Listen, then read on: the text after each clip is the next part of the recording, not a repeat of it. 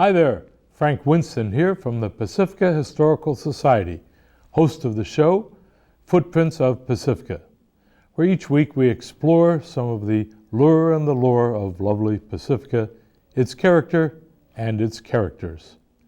This week's show focuses on some of the roads, the back roads, the highways, the early roads of the coast side leading in through Pacifica, and some of the problems and some of the changes that have been affected by the roads. We first have a video and then we will have our special guest for the show, Hinten, but more about him later when he comes into the studio. Let's roll the tape.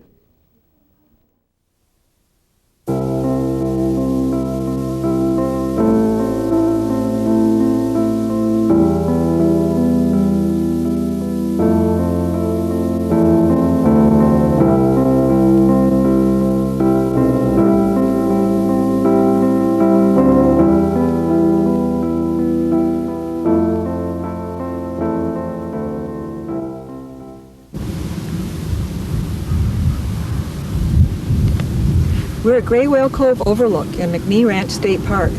From here we can see the 4 historic roads that crossed Montara Mountain. In their times, these 4 roads were the main roads between San Francisco and the San Mateo County coastside. The oldest of the roads is the road trail.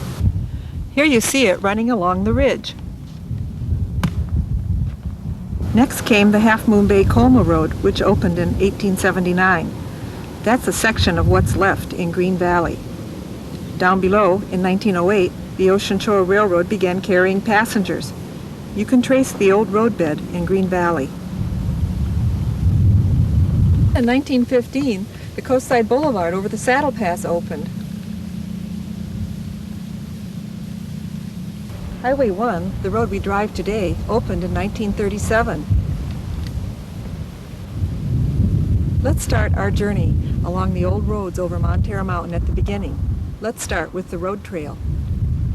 I'm walking along the road trail, which was the first map crossing of Montara Mountain. You can trace the road trail along the ridge from the ranger's residence in McNee Ranch State Park, along the ridge behind Ohlone Rock at the Saddle Pass, and along the ridge of San Pedro Mountain down to Shamrock Ranch in Pacifica. I suspect that the road trail was used by the Ohlones for thousands of years to cross Montara Mountain. Here's Amy Heath, archaeologist, near the site of an Ohlone village at the Sanchez Adobe in Pacifica. The earliest available maps show several trails that start on the Pacific side, travel up the mountain, and join together at the saddle. Now, one of those trails proceeds down the south side of the mountain toward the town of Montara. Some of the other trails seem to follow the ridge tops straight up, typically very narrow and only travelable by foot. Now, the Ohlone were very sturdy stature and unquestionably possessed the strength and fitness to not only travel but to cross this mountain with ease in less than a day's journey. The Spanish explorers most likely stopped to catch their breath just about here. They were following the ridge lines over the mountain. The year was 1769. Gaspar de Portola, the leader of the Spanish expedition, and his men were pretty much worn out. They had set out from San Diego to explore the California coast. Their goal was Monterey Bay, but they missed Monterey Bay entirely and kept marching north. They were awestruck when they saw Montara Mountain pouring into the sea. How to get past it? Remember, there was no Highway 1 yet. One member of the expedition wrote that the way was entirely shut off by a high cliffy hill. This is how they described the crossing, and this is the first written description of Montara Mountain. We crossed on a very bad road, up over a very high mountain. The high hills, which forbade us a way along the seashore, though easily climbed on the way up, had a very hard, abrupt descent on the opposite side.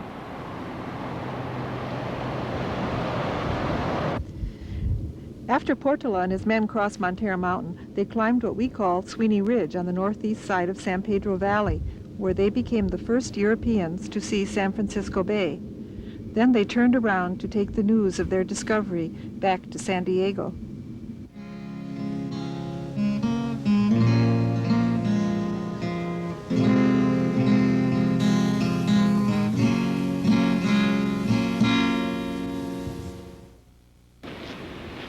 used the road trail next?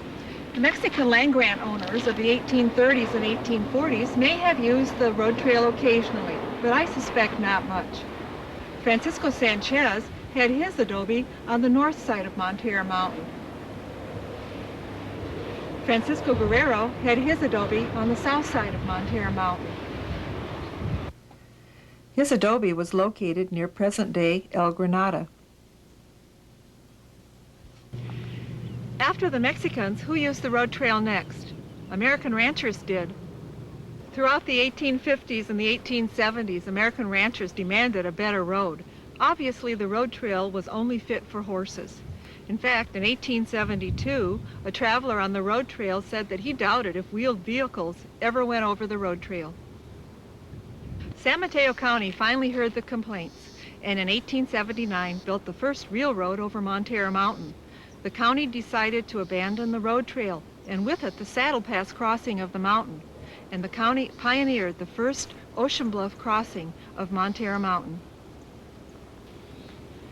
The new road was called the Half Moon Bay Coma Road, and for 36 years, from 1879 until 1915, it was the main road between San Francisco and Half Moon Bay.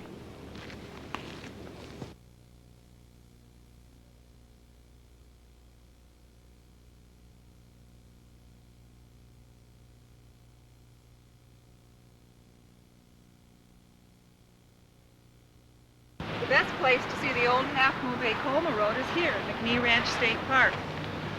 Here the road is called the Gray Whale Cove Trail, and it's as flat as a board. Now look over there on San Pedro Mountain. There the road was steep with horrible switchbacks. The road served horseback riders well, but when people started buying cars in the 1910s and drove to the coastside from San Francisco, terrible accidents happened. Only the stout-hearted attempted such trips. In 1912, the San Francisco Chronicle described a journey on the Half Moon Bay Coma Road over San Pedro Mountain. The route is one which is seldom visited by automobiles. Death stalks in front and lurks behind in every foot of the climb to the summit. There are hairpin turns aplenty. Before starting out, be sure your brakes will hold and that your car can climb. One cannot go in a hurry, for if a single miscue does not result in a fatality or a serious accident, it is an act of Providence. One of the grimmest spectacles along the road is the hole through the fence and the gash in the side of the mountain where the last machine went over the edge. It is a warning which the most daring will heed. From a scenic standpoint, this tour is unique. It is highly recommended to every motorist. For a long time, since the 1880s, San Franciscans have wanted to build a railroad along the San Mateo County coast. At first, they wanted to tap into the rich resources, the farm products, the redwood forests, the potential quarries. Later on, the railroad men wanted to build suburbs in order to collect commute fares from people living on the San Mateo County coast when they commuted to their jobs in San Francisco. Only one railroad succeeded, the Ocean Shore Railroad. The Ocean Shore Railroad was dedicated to reaching the beaches, and that meant laying the track as close to the shoreline as possible. The Ocean Shore Railroad only ran for 13 years along the San Mateo County coast, from 1907 until 1920. But the Ocean Shore Railroad changed the San Mateo County coast forever. All the little towns that we see dotting Highway 1 were laid out as suburbs along the line of the Ocean Shore Railroad. And Highway 1 itself is a legacy of the Ocean Shore Railroad. So what caused the demise of the Ocean Shore Railroad? The answer is simple: cars. In the 1910s, people started buying cars like crazy, and they wanted roads to drive them on. They were no longer satisfied with reaching the beaches in an Ocean Shore train. They wanted to drive to the beaches themselves. So the county of San Mateo agreed to start building roads. The county made an interesting decision. It abandoned the Half Moon Bay Coma Road overlooking the ocean bluffs and sited the new road inland over the Saddle Pass. The new road over the Saddle Pass opened October 31st, 1915. and the first car over was driven by a Miss Helen Weaver, one of the most skilled drivers of the day. The road was called the Coastside Boulevard, and it ran between Coma and Half Moon Bay.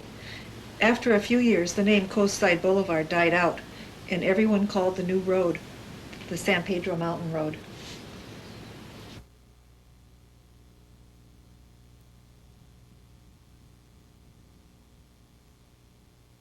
People came down from San Francisco by the thousands to drive the new Coastside Boulevard. On one sunny Sunday, over 4,000 cars crossed the mountain. But the complaints about the Coastside Boulevard began within 6 months after it opened. The curves were too tight. The grade was too steep. Old-timers tell stories about how much they hated the road. They would cower in the back seats of their parents' cars and throw up on all the curves. The Saddle Pass especially terrified motorists. Saddle Pass is one of the foggiest places on the San Mateo County coast. In 1915, passengers often had to get out of their automobiles, use a lantern, and guide the drivers over the Saddle Pass.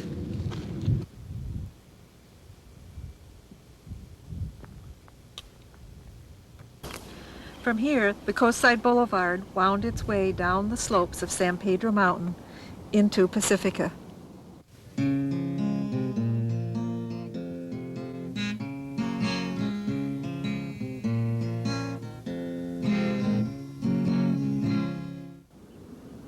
Remember, the produce from the county or the farms along the coast were all taken in by horse and wagon to the centers of population, mainly San Francisco. And that was quite a haul over the roads that had then existed over the Coast Range Mountains. What we called the Hog Ranch Road follows roughly the Edgemar Freeway up to the top of the hill and then over. And that was as winding and curving a road as you would want to encounter. Down at the Pedro Valley Road, the San Pedro Valley Road led over Mount Montara and on down to the southern part of the county. And my uncle had a place at Moss Beach, and we would go go there and spend a weekend. And it was a two-lane road that would accommodate cars of that vintage, which meant that no two cars could pass on it today. It was at one time said to be the crookedest road in the state. I had a cousin who never made the trip from north to south without becoming car sick at the top of Mount Montara. And as you descended on the other side into the valley, there were hairpin turns. You could look down, you'd be traveling west, and you could look down and see people traveling east, and you'd have to plan ahead as to what would be a good place to meet them, so the fellow who had the cliff on his side could put his wheels up against the bank and let the other vacationers go on their way. Coming back, of course, it would be the last minute of the last day of our vacation, and anything in the way of damage to the automobile or flat tire or anything of that sort had to be taken care of in the dark, so you went prepared, as carried your own tools. And I remember on one occasion we were driving my uncle's Buick, I forget what year it would be, and at the top of the mountain, pitch dark, car gave up. We were loaded with people, and my brother climbed out and I came with him because I could hold things for him. And he put up the hood and found out that there was a leak in the gas line from the vacuum tank. And what to do. So he reached into the supplies that we were taking back with us, and he found some brown Fells naphtha soap, wadded it into a paste, filled up the leaky seam, waited a half hour for it to harden, and we went back. That patch stayed in place until my uncle got rid of the car. On one occasion we stopped off at Salada Beach. At the time was not yet Sharp Park, and a friend of ours had stalled his car beside the road, and how to get him home. Well, over the Hog Ranch Road and into San Francisco was a real chore. We had no way of doing it, and we went over to a gas station and asked if we could borrow a rope to tow the disabled car. He had nothing that would do, so we went back to our car. We took our tent ropes, and such as we had, and we braided them into a cable that we hoped would do the trick, and it did. Remember that the automobiles in those days were not as heavy as they are now, and we could get the people inside to get out and walk up the hills so that finally we could nurse them back to civilization. Welcome to the studio, Cal Hinten, whom many of you know as the member of the City Council, but he's had so many roles in the history of Pacifica. And Cal, when did you first come to Pacifica, and why did you get here? I moved here Sunday, June the 10th, 1954. I was looking for a place to live. These were quality homes based on what else was being offered in the peninsula, and they were reasonable. You could get in for $500 down, which I borrowed from Beneficial Finance in San Mateo, and the payments were $61 a month. The house was $9,750. So that was a lot of money in those days, but something I could afford. But did you work in Pacifica, or you worked or went to school in San Francisco at that time? No, I came down here, and then I was working. I got a job in the post office in San Francisco. I had the job first because I had to qualify. And I was going to school at night at the University of San Francisco, a business school. And I would be at work at 6 in the morning and leave school at 10 at night, so it was kind of an interesting commute. Well, Cal, they're talking about the roads on this show. How did you travel 50 years ago and commute? There's no Ocean Shore Railroad. They tell us the roads were terrible. They were. There wasn't much in the way of roads. There were two ways out of town north. One was the Hog Ranch Road, which they talked about, and that was because there was a hog ranch up at the top of Skyline and the road.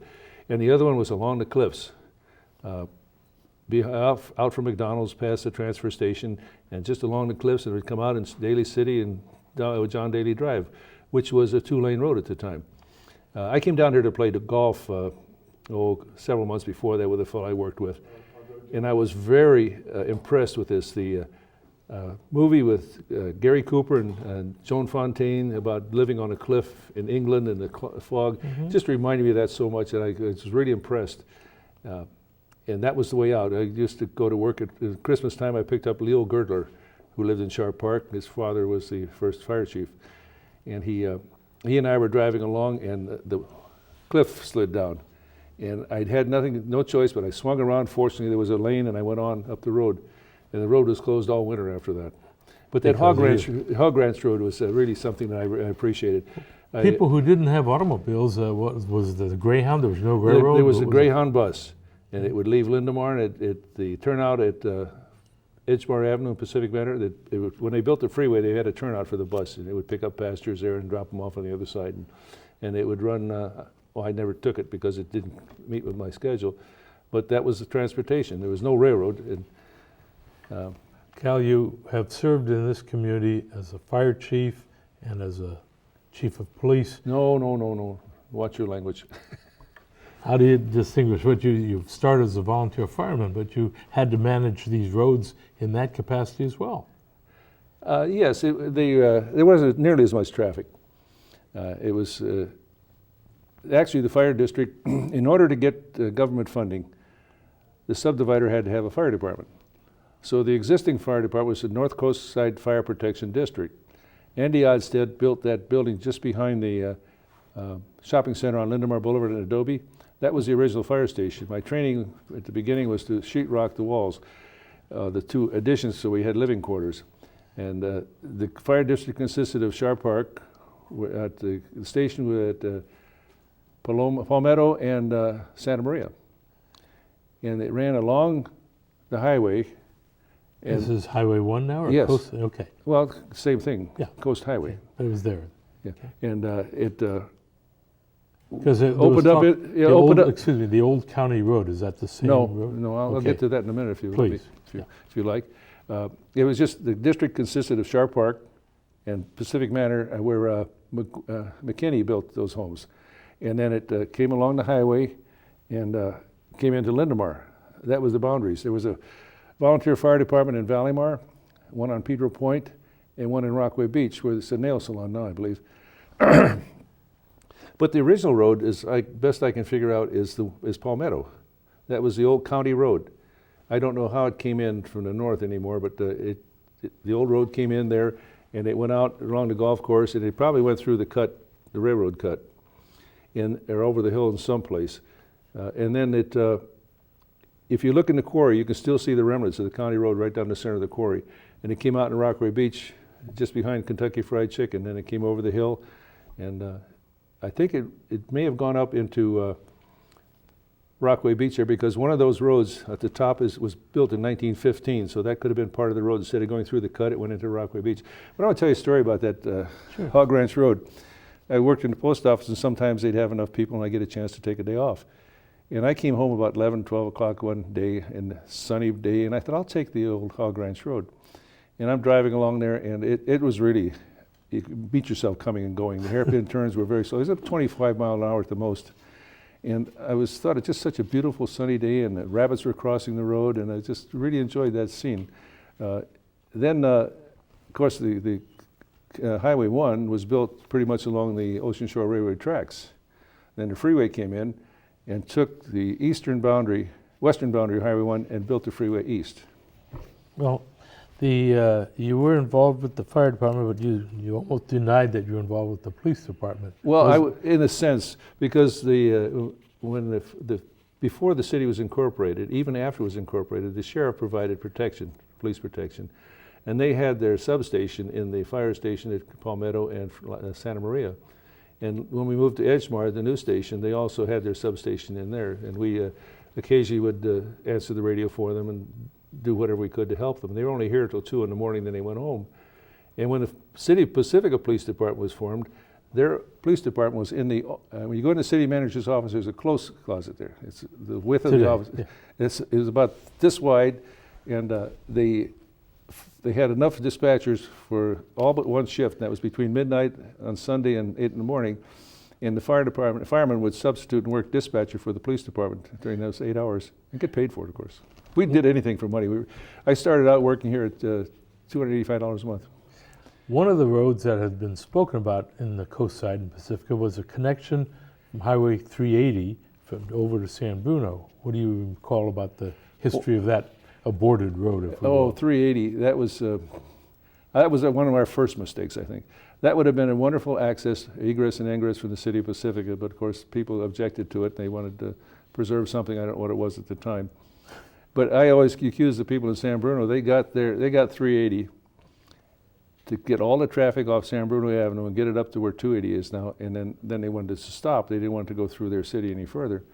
And that's what I recall. It would have been a good thing for the city to have. We would have been able to get out of town. Sharp Park Road was the original road. It was almost as bad as the Hog Ranch Road. It was very windy, and it was improved in the 70s, I guess it was, late 70s. It's not a good road now, but it's much better, twice as nice as it was. What can you tell us about the tunnel and the history of the tunnel? Well, there's no question we needed a replacement of the road, because we recover cars and bodies from over the cliff on a regular basis. And the bypass, I think, would have worked very well. We could have had it maybe 10, 15 years sooner. And it was a nice scenic route, but of course, my view is that the people in Montero, south of the slide, wanted to stifle growth. And in fact, after the tunnel was started, I had heard some people admitted that they just wanted to stop growth. And they figured the tunnel would be a limiting factor for traffic, so it would limit the growth south of the slide. That's one scenario. But we're still talking about traffic in and out of the city on the roads that we have. The current Highway 1 is inadequate during the daytime and the commute hour. Any plans for anything in that regard? Yes, we do have plans for a thing called the Calera Parkway. It's the lead has been taken over by the county, and they're doing the EIR now. And the Transportation Commission or Authority, I'm not sure what the name is, but they have identified funds. They haven't pledged them, but they've identified funds for building that road. widening it. There's also talk of a shuttle service so that you can take people from the coast side directly to the train station, the BART, and so on, in a quicker access by running more often the shuttles. Where's that stand now? Well, there was an organization called MISMA, and it was it had shuttles coming from Half Moon Bay in, trying to get people out of their cars and getting them to transit hubs. But that's been reconfigured, so it's one unit one agency for the entire county called the Alliance, and they have a process in operation now, or rather in operation, but in planning, to develop a shuttle to bring people. I'm not sure they're going to the BART station, but at least bring them down to the train station? Or no, the we don't have a train since 1920. You remember, Frank? No, I'm talking about there is one running up the peninsula and taking a lot of passengers. No, I think today. what they intend to do is take them from the transit hubs here, Samtrans or however else they can get them to the BART station or someplace up north. But okay, and any comments on the double slide scene where we will be with that? Is it 1910, 2010, 2015? oh, you mean the tunnel? Yeah. Well, progress. they're building it, and I don't know anything about it, building tunnels, and they say it's going to be done in very soon. It's 1910, 12. Anyway, that'll be an improvement, but then again, it's going to be limited. Anything else you recall in the way the roads have shaped the city of Pacifica? Cal? No, not that just about covers it. The freeway came in and was a great asset, and it got people out of town in a hurry. And okay, well, thank you for sharing with us some of the thoughts of the roads of Pacifica. And that wraps up our show for this time. And just to remind people, thank you for being here, Cal. Lives of great men all remind us we can make our lives sublime, and departing leave behind us footprints in the sands of time.